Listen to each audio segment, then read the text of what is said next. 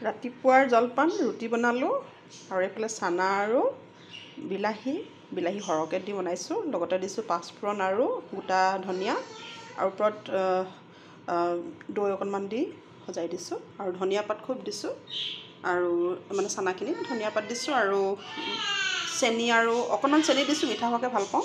তাৰপিছত এইফালে কণীৰ অমলেট এটা আৰু এইফালে কেইটামান আঙুৰ। ৰাতিপুৱাৰ ব্ৰেকফাষ্টটো হেভি হ'লে মানে দিনটোলৈ চিন্তা নাই, নহয় জানো? গতিকে সেই আজি আপোনালোকক দেখাবলৈ মন গ'ল।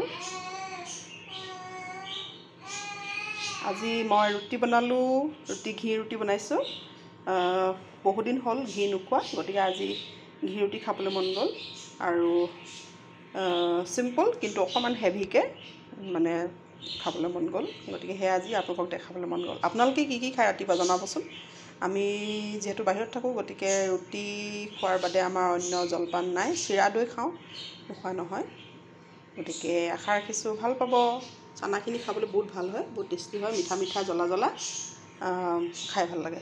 বনাই খাবচোন।